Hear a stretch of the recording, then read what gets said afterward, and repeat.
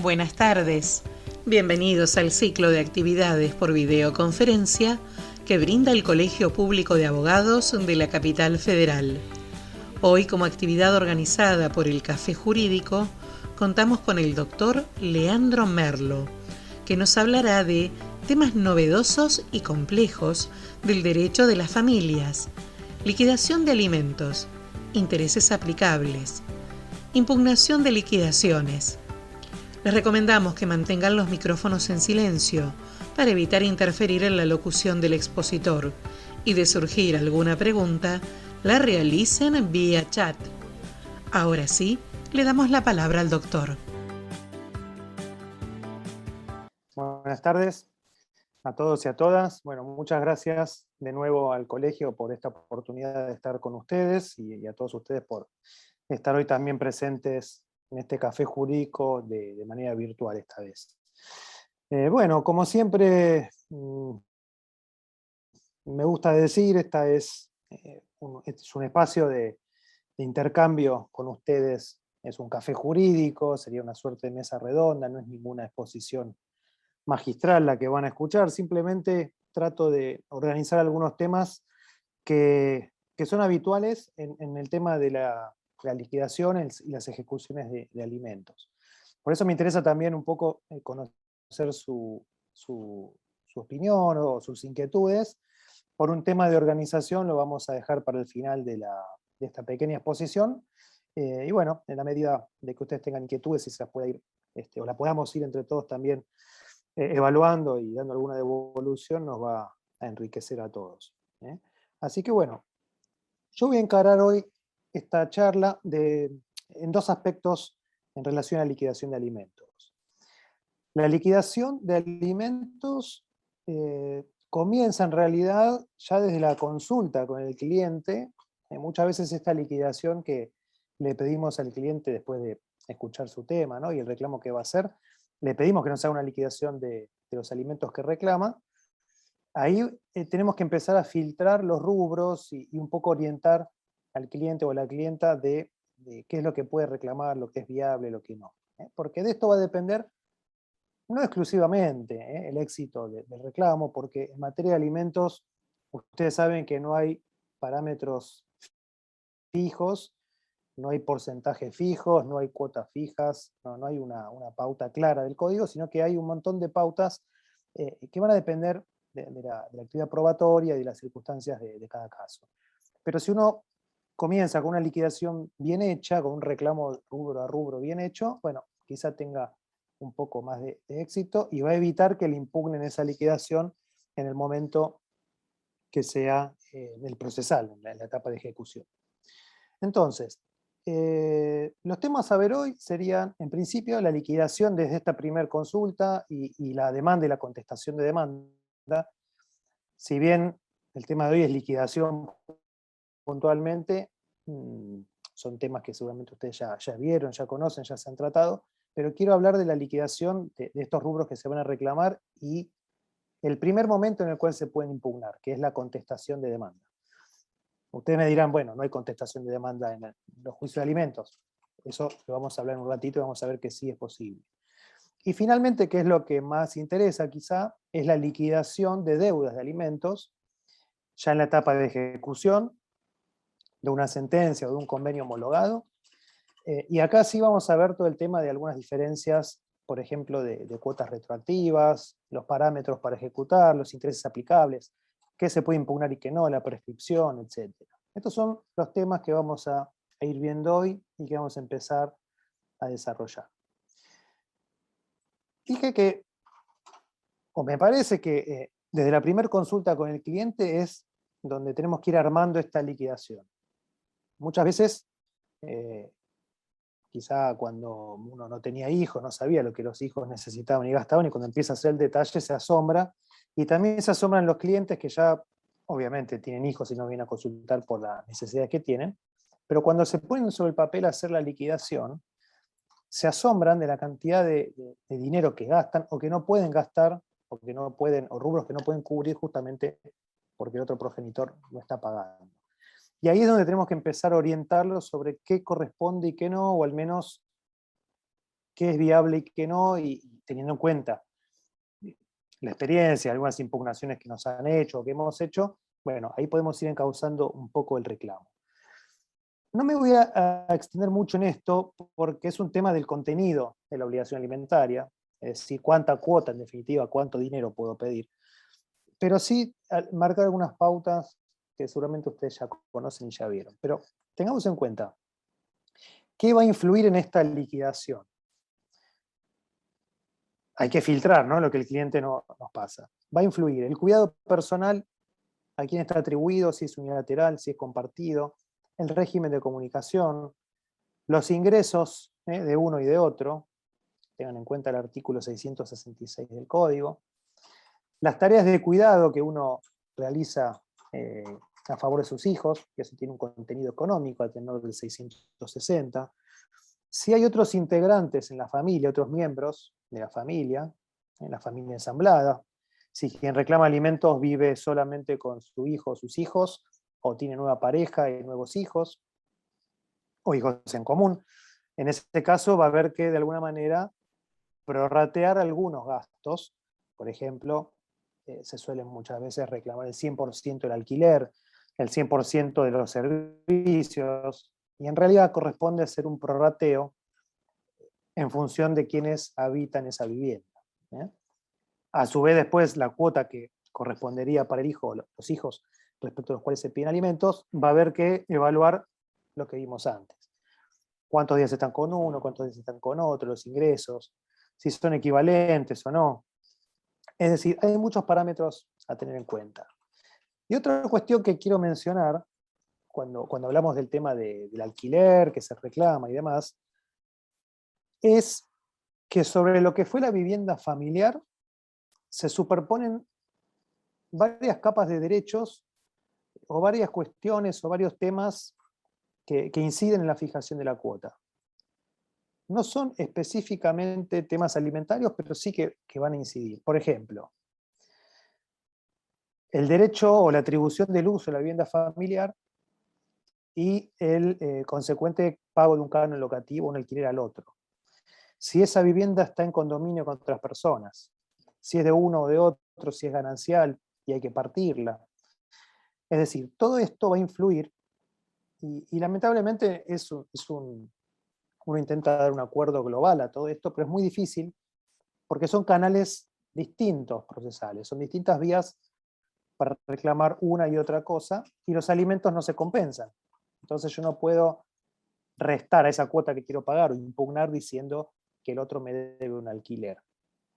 Esto es un tema mucho más complejo que en otra oportunidad lo podríamos tratar, el tema de la vivienda familiar y los alimentos. Pero tengan en cuenta que esto va a influir en la negociación o en la fijación de una cuota. A veces pasa, y esto es lo último que digo del tema, no me quiero extender mucho, que cuando una de las partes pide la división de ese inmueble, se admite la división, se declara la división del condominio, por ejemplo, la partición, pero se supedita hasta la mayoría de los niños justamente por el tema o el carácter alimentario que tiene la satisfacción de la vivienda.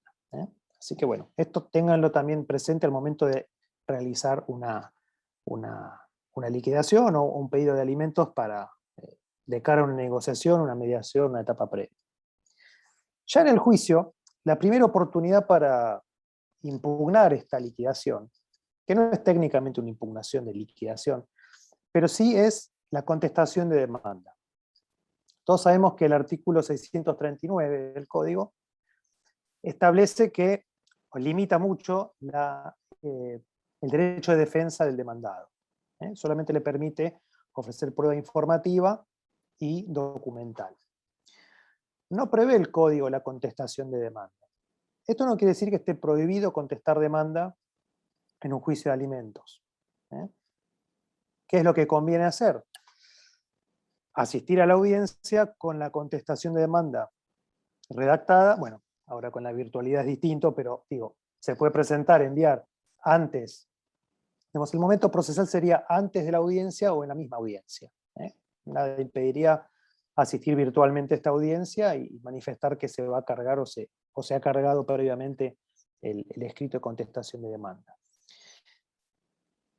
¿Por qué digo esto? Porque si el código me permite ofrecer prueba, ¿sí?, pero no prevé expresamente la contestación de demanda, evidentemente esa prueba es para fundar el derecho que me asiste o para decir, no, la otra parte está equivocada, o tal rubro corresponde o tal no, o tal ya se está satisfaciendo. Depende de cada caso particular. Entonces tengan en cuenta que el primer momento para, de alguna manera, impugnar esa liquidación o negar que se deban solventar esos rubros es la contestación de demanda. ¿Cuáles son los rubros que en este momento se pueden impugnar, entre comillas, o al menos pretender que se rechace en la sentencia? Bueno, ustedes ya también por su propia experiencia sabrán, lo verán en la habitualidad, pero no viene de más remarcarlo. Algunos temas, son muchísimos, pero los que más frecuentemente se ven. Por ejemplo, la cobertura médica. La cobertura médica, quizá ambos progenitores tienen prepagas y uno prefiere una y no otra, o los niños tienen cubierto por vía de uno de los progenitores su obra social, el otro reclama una prepaga. Bueno, esto es un primer punto a tener en cuenta. Acá, bueno, va a incidir, no tiene que ver con la liquidación puntualmente, es un tema probatorio, pero si ya están haciendo algún tratamiento con algún médico de cartilla, si cambiarlo le genera un perjuicio, etc. Otra posibilidad de plantear o impugnar en este momento es el tema del porcentaje que se reclama de alimentos. Muchas veces el porcentaje que se reclama, a veces conviene pedir un porcentaje, otras conviene pedir un monto fijo. Este porcentaje excede las necesidades de los alimentados. Muchas veces también hay muchos fallos que establecen que un porcentaje elevado, o un porcentaje no elevado en función del número, sino en función a lo que representa el salario, sería capitalizar a los hijos, y ese no es el objetivo de la cuota alimentaria. No son muchos los fallos en este sentido, pero muchas veces se puede impugnar o rechazar un pago en porcentaje y contestar ofreciendo un monto fijo. También he tenido otro caso de cliente que trabajaba en la Marina Mercante y había meses que tenía ingresos realmente altos y otros que tenía nada. Y bueno, ahí había quizá meses por los cuales no se cobraba alimentos, otros por los cuales se cobraba mucho, y en ese caso quizá un monto fijo sería más adecuado. Hay que ver cada caso de nuevo en particular. Otra cláusula que da mucho lugar a discusiones es cuando se incluye un convenio, los gastos extras se van a soportar por mitades. Ahí tenemos entonces una gran discusión que es ¿qué es el gasto extra? Y acá suelen aparecer liquidaciones de deuda con infinidad de gastos extra que no son los que razonablemente deberían reclamarse. Es decir, que habría que ser preciso, volvemos para atrás en el momento de la redacción del convenio. Muchas veces no se puede, todos sabemos que logramos muchos acuerdos en el fragor de una audiencia, o en una mediación complicada, o incluso a veces hay cuestiones de violencia por las cuales las partes no pueden tener contacto y se habilita una mediación y no hay diálogo más que entre los colegas, entre los abogados. Muchas veces es en el juzgado, con discusiones, audiencias largas. Lamentablemente en ese contexto no se puede hacer un convenio, que si bien no hay convenio perfecto, no se puede estar en el detalle. Entonces hay que tener cuidado también con eso. El uso de la vivienda, las tareas de cuidado también son, como dijimos hace un rato, un elemento a tener en cuenta para rechazar o impugnar o ofrecer alguna otra modalidad. Y otra cuestión que se ve mucho, ustedes seguramente lo habrán visto, es la cuota del colegio. Cuando se reclama la cuota del colegio. Cuando en un convenio dice la cuota del colegio será pagada por mitades, por ejemplo. Y ahí empieza otra discusión. En algunos casos he llegado también hasta la Cámara para resolver qué es cuota y qué no es cuota, con las actividades extracurriculares o extraprogramáticas. Es decir, todo lo que no sea obligatorio para el programa curricular. Por ejemplo, inglés, ajedrez, patín, talleres literarios, música, etc. Todas estas actividades, que obviamente son muy buenas que los chicos las realicen, a veces son contratadas, entre comillas, unilateralmente por uno de los progenitores y el otro se queja de que eso no estaba en la cuota. Frente al colegio, y por lo que dice el Código Civil y Comercial, los actos que realice uno de los progenitores, salvo los que no requieren conformidad expresa del otro, se presume que tienen justamente un consentimiento tácito o la conformidad del otro. Entonces, el colegio, si uno va y lo anota, lo va a anotar en todas las actividades. Después llega la factura, se reclama la mitad al otro y el otro empieza a decir que yo esto no lo consentí y demás. Entonces también habría que prever en los convenios puntualmente qué actividades entran y qué no. Puede decir, cuota del colegio da lugar a todos estos planteos. Hasta acá, muy brevemente, digamos, la liquidación inicial que vamos a hacer para una demanda, la liquidación que nos presentan en la demanda y que podemos impugnar y contestar en este momento procesal. Y ahora vamos a empezar a ver un poco el tema de las liquidaciones de deudas, que quizá es lo principal del día de hoy. La liquidación de una deuda de alimentos, sea porque está originada en un convenio o en una sentencia, tramita por la vía de incidentes. El artículo 648 del Código Procesal establece, no lo establece expresamente, pero es el trámite que le dan a la intimación. Estamos hablando de la ejecución de los alimentos. Es un artículo que se refiere a la ejecución de la sentencia. Generalmente los juzgados, iniciado el incidente, dan traslado de la liquidación en esos términos bajo apercibimiento de ejecución y de embargo. Entonces, tenemos 5 días para contestar esa liquidación, ¿sí? Esa liquidación que a mí me llega para contestar tiene que estar o tiene que ajustarse a los parámetros del convenio o de la sentencia. Y acá es también el momento de hacer impugnaciones, que ya vamos a ver porque muchas veces se practican liquidaciones que están, bueno, o aritméticamente mal realizadas o que tergiversan la sentencia. Es muy habitual hacer interpretaciones. Bueno, ahí hay que evaluar también, va a haber que evaluar la buena o mala fe de la parte y del letrado, si tergiversa citas de los juzgados, digamos, de las sentencias del juzgado o de la Cámara, pero eso es otro tema. Entonces, tiene que ajustarse al convenio o a la sentencia. Y acá entonces, lo primero que hay que hacer es analizar, porque acá pueden oponerse todas las excepciones. Acá hay que analizar si el cliente pagó o no pagó. Y hay que ver si los pagos que hizo fueron de la cuota pactada, fueron parciales, hubo cuotas extraordinarias. Entonces acá hay que empezar a imputar pagos, la primera cuestión. Temas que que los clientes suelen mencionar y dicen, bueno, yo pagué el club, yo pagué una zapatilla, yo pagué taekwondo, yo pagué el curso de inglés, le compré libros, etc. Nos traen las facturas y lo primero que le dice es, mire, hay antecedentes que reconocen que estos pagos se pueden imputar, pero la ley, en el artículo 539 del Código, dice que los alimentos no se compensan, no son repetibles, etcétera, etcétera, todos los caracteres de los alimentos. Entonces, lo que se paga voluntariamente, los pagos unilaterales, en principio no se descuentan ni se pueden reclamar de otra parte.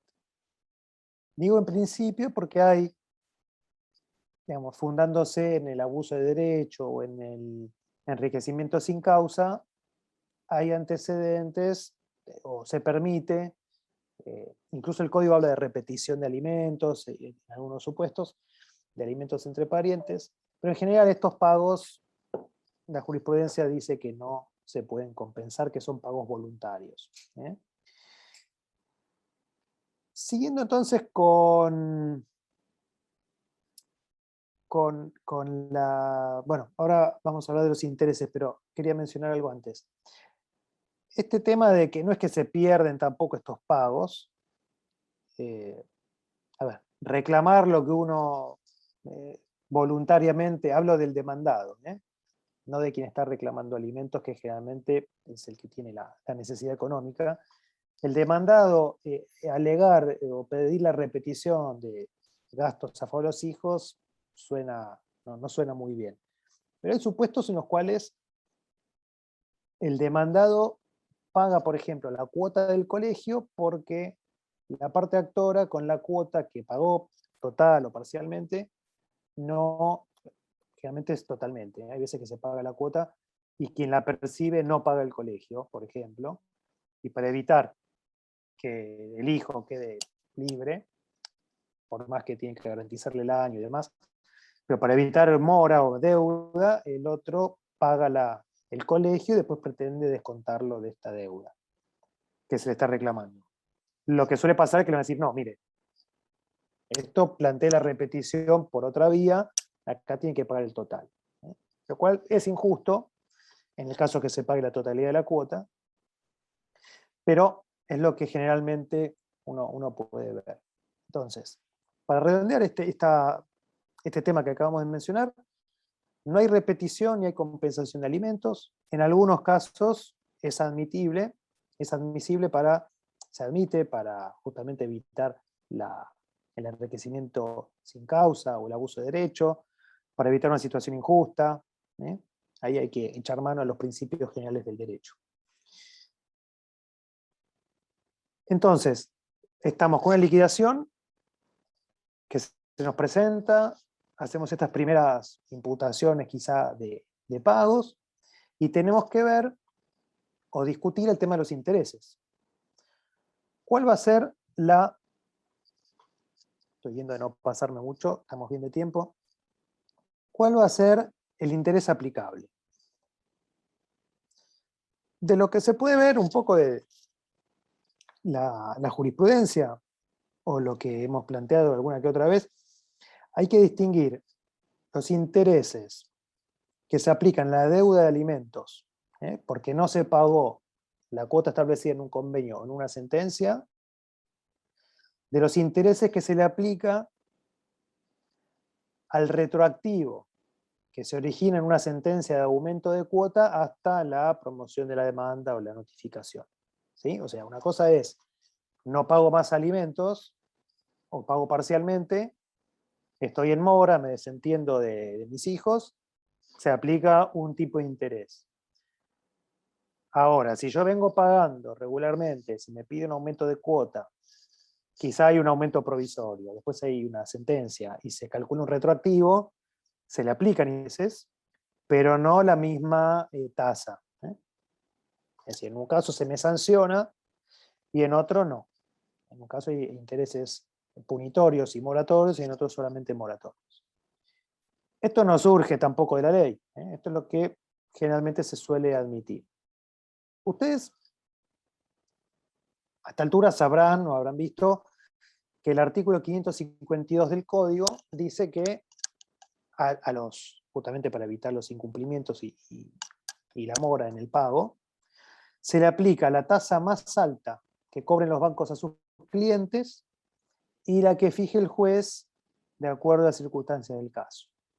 ¿Sí? Entonces, este artículo 552 se suele interpretar que es una sanción justamente cuando no se abonan cuotas fijadas por sentencia o por un convenio. En cambio, a las otras cuotas del retroactivo no se le aplicaría en principio. Entonces vamos al primer caso, el primer supuesto. Dejo de pagar, pago parcialmente, me desintereso, estoy en mora, acumulo deuda. ¿Cuál es la tasa aplicable? Bueno, en Capital Federal se aplica desde hace ya tiempo el plenario Zamudio y se aplica la tasa activa.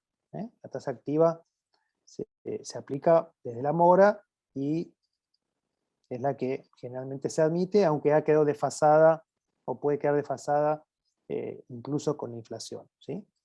En provincia de Buenos Aires, por varios fallos de la Corte, el fallo Ponce y otros, ya se venía hablando de deudas anteriores a la entrada en vigencia del código, se aplicaba la tasa pasiva, a partir del 2015 la tasa activa, y es el criterio que prevalece. Es decir que paulatinamente con los años se pasó de la tasa pasiva a la activa, y ahora con el Código Civil ha quedado insuficiente en tema de deudas alimentarias.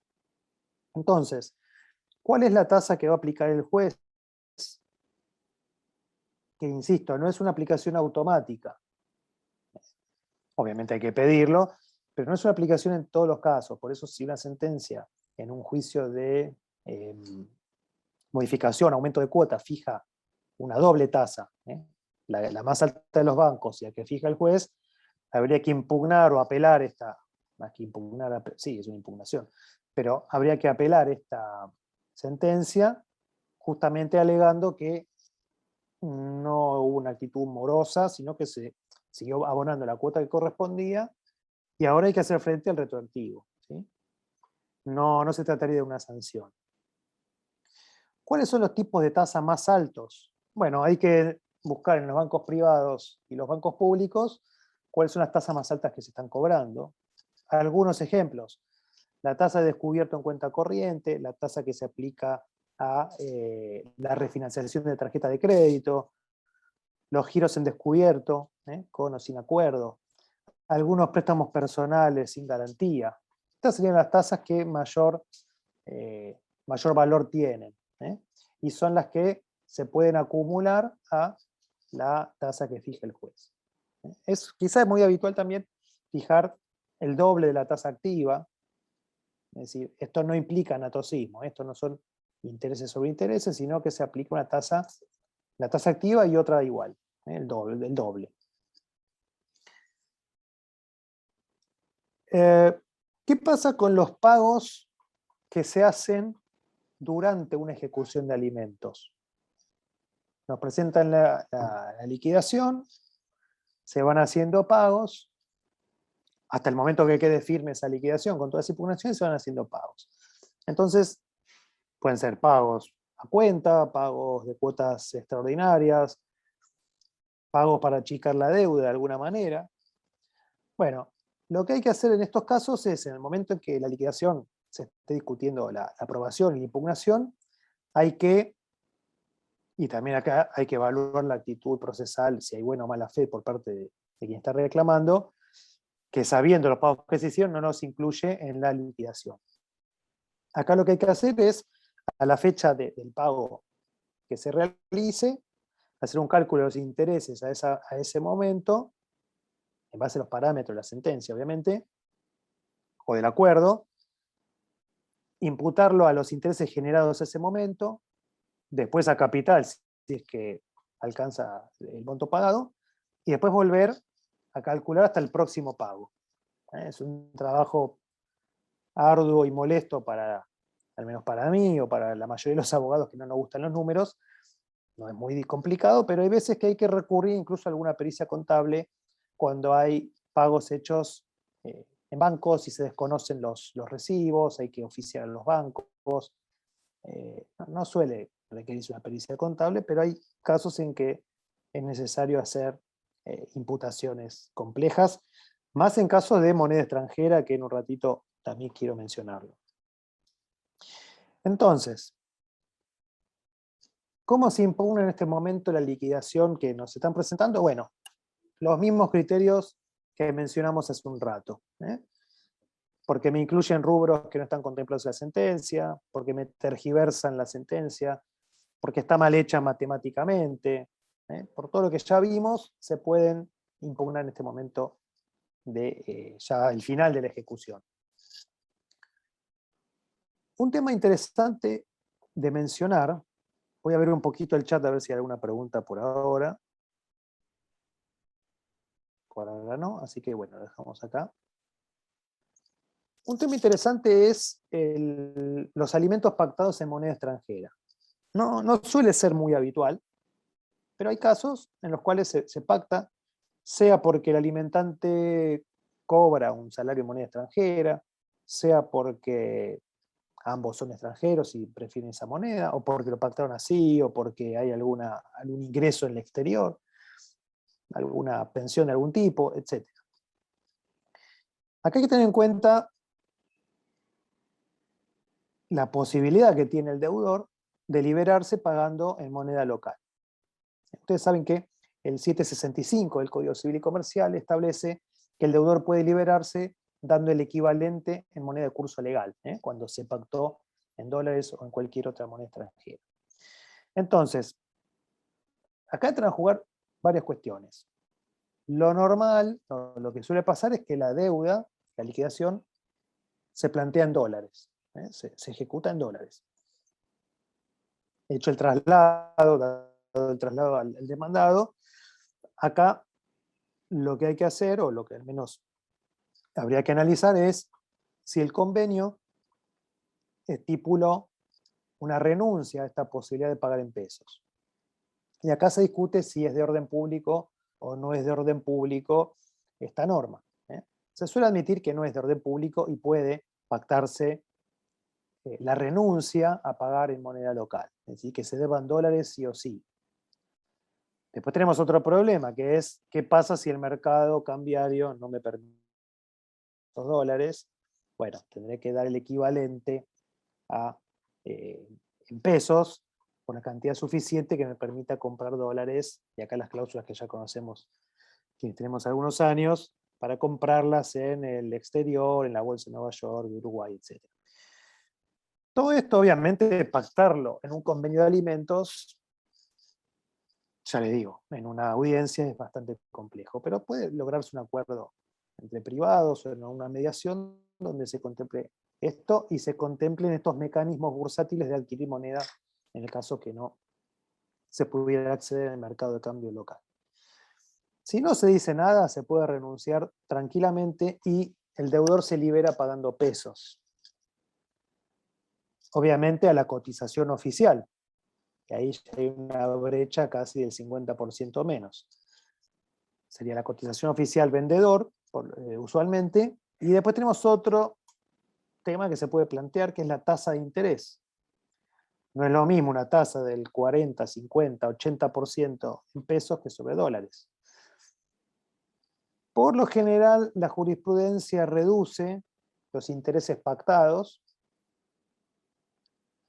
o lo fija, a veces no están pactados los intereses y lo fija, en alrededor del 6 al 8% anual.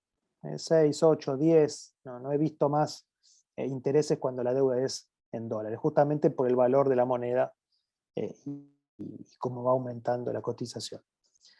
Entonces este es otro tema a tener en cuenta. No es muy habitual, pero se les puede llegar a presentar.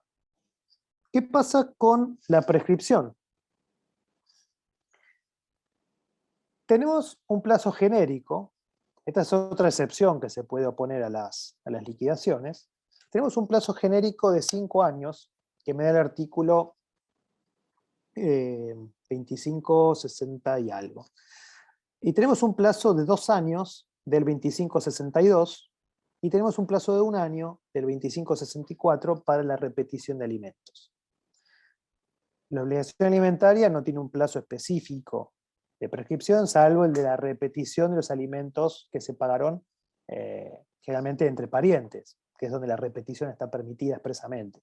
Ejemplo, se demanda a un abuelo, el abuelo ese paga el 100% y este tiene el derecho a repetir de los otros obligados al pago, que están en el mismo orden, digamos, en el mismo grado de parentesco, puede repetir la parte que le correspondía al otro. Acá hay un plazo de prescripción de 1 año. Se aplicaría también en los casos en los cuales yo quiero repetir alimentos, como mencionamos hace un rato, porque aboné voluntariamente, no gastos cotidianos del hijo, pues no lo veo viable, pero los casos en que, por ejemplo, tuve que ir a pagar el colegio, el 100%, porque la cuota que yo pagué no fue utilizada justamente para cubrir esa necesidad. En ese caso el plazo también sería de 1 año. Pero por lo general se aplica, diría que casi siempre, el plazo de 2 años, el 2562, entendiendo que la cuota alimentaria también es lo que se devenga por años o periodos, digamos, o plazos periódicos más cortos. En la mayoría de los casos se da mes a mes. Esta es otra cuestión a plantear, la prescripción de las cuotas. Tengan en cuenta que el derecho de alimentos no prescribe. Lo que no prescribe, digamos, hay un plazo de quizá algún supuesto de caducidad por inactividad procesal, pero lo que prescriben son los alimentos devengados, no el derecho alimentario. Para ir finalizando, redondeando, hoy fui un poco rápido porque no tenemos la interacción con ustedes para ser un poco más prolijos. Ahora, en un ratito, quedará abierto el chat para que ustedes hagan preguntas o hagamos algún intercambio. Tengan en cuenta que si se aprueba una liquidación, se usa siempre esta fórmula, que se aprueba en cuanto al lugar por derecho. ¿Qué quiere decir esto? La liquidación se aprueba en cuanto a los rubros que contiene, que se discutieron, y que finalmente el juez dice, bueno, hay que pagar esto, esto y esto. Pero esto en cuanto al lugar por derecho, significa que si hay algún error aritmético, aun si las partes consintieron en la liquidación, o el demandado no la contestó y se aprobó, si hubiera algún error aritmético o algún error grosero en los rubros que no fueron reclamados, se podría revisar o rectificar esta liquidación. Esto no causa estado o errores de fórmulas, errores aritméticos, o incorporar rubros, errores materiales también por parte del juez. Finalmente, algo que hoy ya no tanto, pero el último año, o a partir de marzo del 2020, con la pandemia, se veía frecuentemente, es en el marco de una ejecución de alimentos, es decir, cuando se está discutiendo justamente una liquidación de alimentos que se quiere ejecutar, se permitía, hay numerosos fallos, plantear la reducción, la disminución de la cuota por el contexto de pandemia y la merma. No les voy a explicar a ustedes la merma en trabajo que hemos tenido los abogados, pero muchas actividades gastronómicas, bueno, todas las que ya sabemos, comercio, muchas actividades han cerrado, han estado paralizadas virtualmente o realmente. Entonces, en muchos casos, se han presentado liquidaciones de alimentos al cobro y se ha permitido una reducción de la cuota dentro de la ejecución. Ustedes saben que la reducción de cuota, el aumento, la disminución, la cesación, hoy tienen en capital al menos, el objeto del reclamo es modificación de cuota. Entonces tramita por otra vía. Hay que hacer mediación y después el incidente correspondiente. Pero se ha permitido en el marco de una ejecución hacer este planteo. Quizá hoy también haya una actividad que aún no... Bueno, hay muchas todavía, el tema de los esparcimiento, bueno, un montón de actividades que están en lugares cerrados, quizá un comerciante que vio armados sus ingresos. Bueno, se puede llegar a plantear también en este contexto la reducción de la cuota. Como les dije, fui un poco rápido hoy, así que espero sus preguntas, o algún intercambio, alguna opinión que tengan, alguna duda, quedo a disposición de ustedes.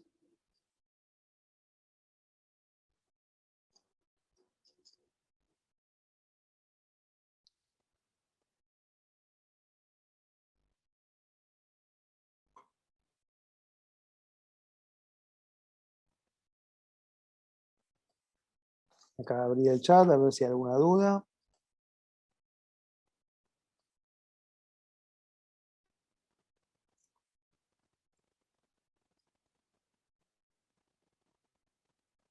¿Algún caso que quieran comentar o algún tema similar a los que estuvimos hablando?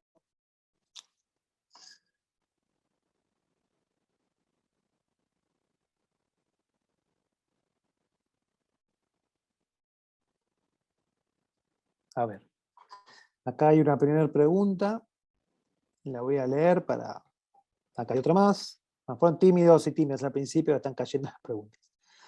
Un acuerdo homologado en 2017 para reclamar ahora conviene hacer la liquidación del 2019 hasta ahora. Bueno, esto sí, es un tema, esta estrategia de, bueno, yo reclamo y que me pongan la prescripción.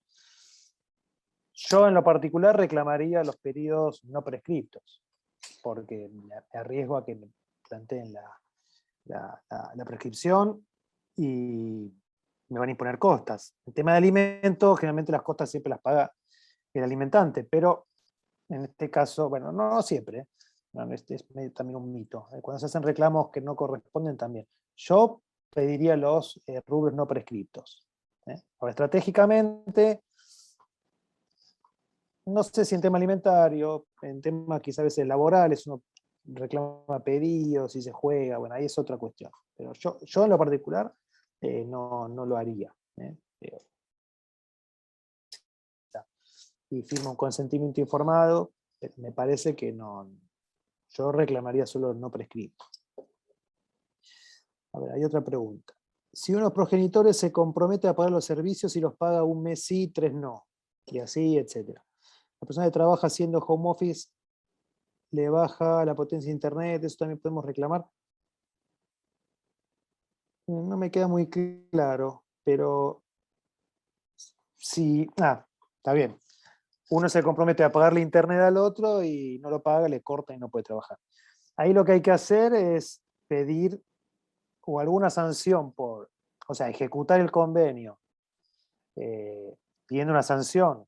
Ustedes saben que en tema de alimentos, bueno, en cualquier tema, cualquier obligación, el juez puede imponer astraintes y multas, etcétera, más en tema alimentario, se puede pedir una sanción o una modificación de la cuota para que en vez de pago directo, le pague el dinero, para uno administrarlo y pagar a tiempo la factura. Claro que después, si no paga, hay que ejecutarlo, pero bueno, el pago directo tiene esos problemas. Lo mismo el pago del colegio. Me obligo a pagar el colegio y no lo pago. Entonces el otro, me quedo con el porcentaje de la cuota, el dinero en efectivo y además no pago. Y el otro sale corriendo a pagar el colegio. A veces pasa esto. Yo ahí pediría o una multa para que se siga cumpliendo así o una modificación en el convenio. Tengo otro más. Un tema de tenencia compartida, cuidado personal compartido, que se homologa.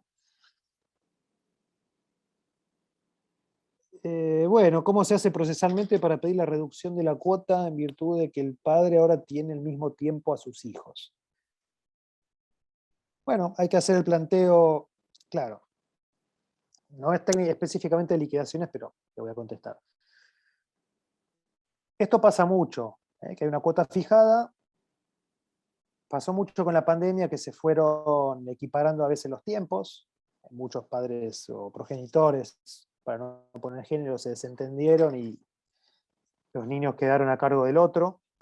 Pero por lo general hubo un acomodamiento y se fueron compartiendo más los tiempos. Pero la cuota quedó igual. Acá habría que hacer una modificación de la cuota, un incidente de modificación de cuota, planteando todo este panorama y yendo a lo que me establece el 666 de los tiempos y los ingresos. Hay que hacer esa evaluación. A veces pasa, me sirve también esta pregunta, pasa que en los hechos están mitad de tiempo con cada uno, o más o menos. Y el convenio es viejo, de hace 2 años, 3, 4, y estaban principalmente con la madre, por ejemplo. Y ahora están en el tiempo similar con cada uno. Pero se sigue exigiendo la cuota como si estuvieran mayormente con la madre. En ese caso hay que hacer una modificación de las dos cosas, del cuidado, del régimen de comunicación o el cuidado personal también, y de los alimentos. Como tramita por incidentes separados, son jurídicamente temas independientes, pero se tocan. Lo que quizás sería más ordenado es iniciar una mediación por plan de parentalidad. El plan de parentalidad incluye todo, cuidado, comunicación, alimentos, etc. Entonces, en ese caso se plantea todo en el mismo expediente, llegado el caso que no se haga un acuerdo, y bueno, de esa manera se hace un incidente o un juicio por un plan de parentalidad, que es un objeto, cuando uno sortea las demandas, que está específicamente contemplado. Siempre fue un tema este, ¿no? La tenencia y las visitas, o la comunicación y los alimentos, que van por separado, un expediente avanza, el otro no. Conviene plantearlo todo junto, me parece.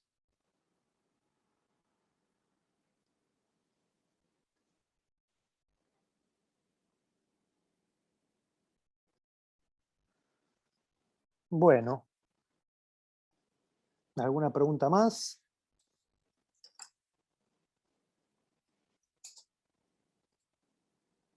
¿No hay más preguntas? Bueno, les agradezco a todos y a todas por estar hoy presentes.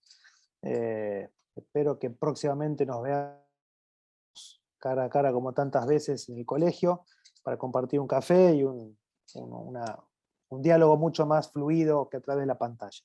Así que les agradezco mucho al colegio también por invitarme y bueno, quedo a disposición para otras charlas como habitualmente hacemos para seguir investigando y estudiando entre todos estos temas que son tan interesantes. Muchas gracias.